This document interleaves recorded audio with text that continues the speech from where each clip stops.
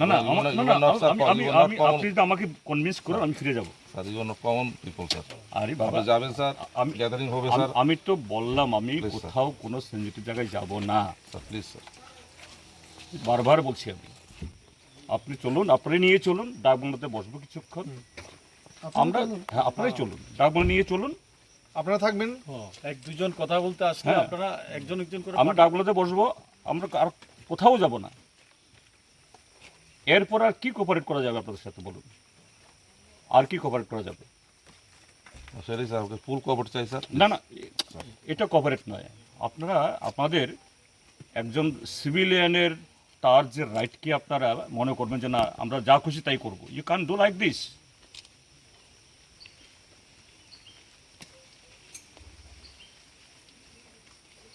British রিজিমে এরকম হয় না যা করছেন আপনারা। আপনি রাস্তা আটকাতে পারেন না আমার, ঠিক আছে? আমার আপনাদের অর্ডারে সিকিউরিটি চলে, আমার এসকর্ট নিয়ে গেছেন, ঠিক আছে, কিন্তু আমাকে তো নিতে পারেন না এইভাবে। না না আমি তো বললাম তো, আমি তো কোথাও যাচ্ছি না, আমি কোথাও কোনো পাড়ায় ঢুকবো না, কোথাও ঢুকবো না, আমি তা বলতে বসবো। আমার সাথে আরও 3 জন এমএলএ আছে। Can you stop our cartel our right like this?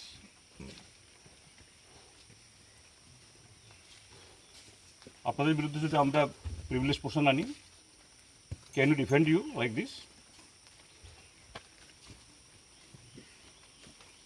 আপনার সবার বিরুদ্ধে আমরা প্রিভিলেজ পোষণ আনবো তাহলে? ঠিক।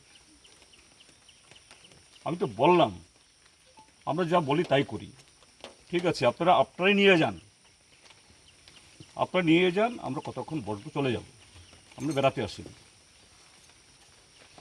আর কি কোঅপারেট করবো?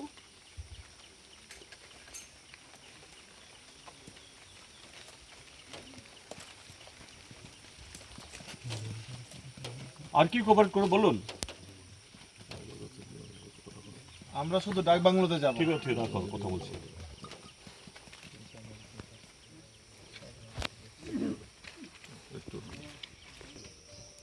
চলে যাও, আনলেস এদেরকে